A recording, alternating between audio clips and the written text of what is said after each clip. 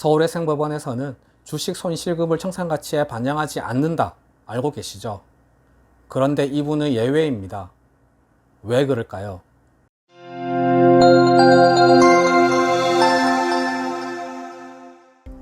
안녕하세요. 노태부 변호사입니다. 오늘은 저희 사무실에서 진행했던 사건 중에서 결과가 좋지 않았던 사례를 소개해 드리려고 합니다.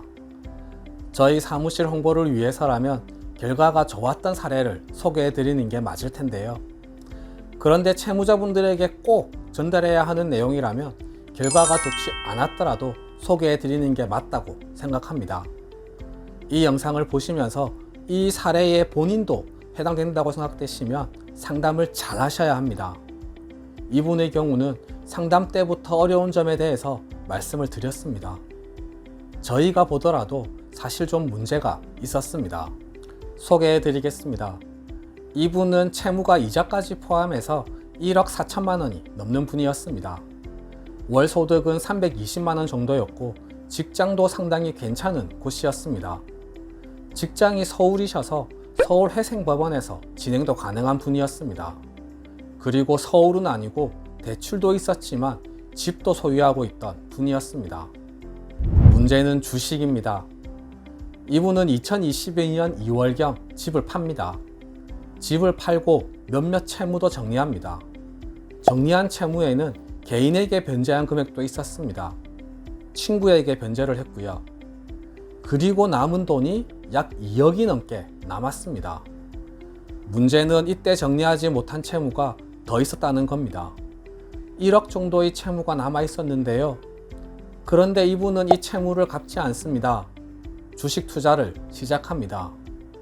저희가 상담을 해보면 이런 분들이 정말 많은데요.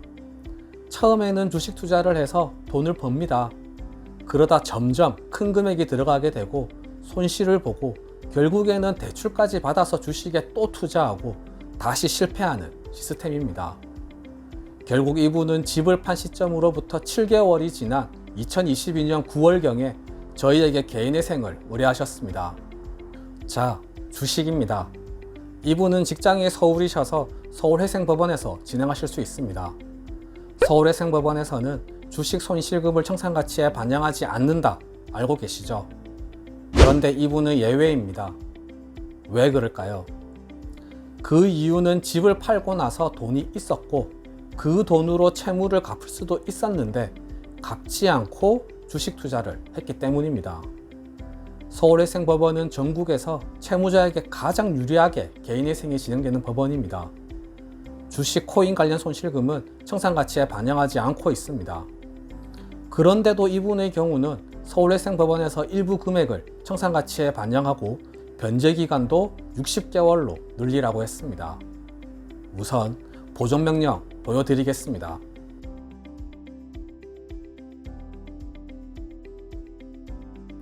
위와 같은 채무증대 사유와 이 사건 개인회생 신청 직전 7개월 전입니다. 신청 직전 처분한 부동산 매매 대금의 사용처에 비추어 볼 때 채무자는 성실하지만 불운한 채무자의 경제적 갱생을 위해 마련한 개인회생 제도의 취지에 부합하는 채무자로 보기 어려운 면이 있습니다. 이에 부동산 매매 대금의 사용처 중 개인 채권자에게 변제한 금 2,100만 원과 2022년 5월경부터 발생한 최근 채무 금액 3,900만 원을 청산가치에 반영하고 변제기간을 채무자의 생미 파산에 관한 법률에 정하는 최장 변제기간인 60회로 재산정할 것을 권고합니다. 라고 되어 있습니다. 개인회생이나 개인 파산을 알아보시다 보면 가끔 나오는 문구입니다. 성실하지만 불운한 채무자라는 문구인데요. 채무자의 생리 파산에 관한 법률이 존재하는 근본적인 이유는 성실하지만 불운한 채무자를 구제해주기 위해서입니다. 그런데 이분의 경우 성실하지만 불운한 채무자가 아니라는 겁니다. 이 보증명령을 받고 살짝 고민을 했는데요. 그냥 따르기로 결정했습니다. 저희가 판단하더라도 법원의 보증명령이 정당했기 때문입니다. 그리고 의뢰인에게도 이렇게 될 수 있다는 점에 대해서 상담 때부터 충분히 설명을 해드렸기 때문에 의뢰인도 받아들이셨습니다. 솔직히 걱정했던 것보다는 괜찮은 조건이었습니다. 몇몇 부분이 더 문제가 있었는데요. 그 부분은 회생유형님께서 봐주신 것으로 보입니다. 오늘 소개해드린 사례는 채무자분들에게 좀 힘이 빠지는 내용일 수도 있는데요. 그렇더라도 꼭 아셔야 하는 부분입니다.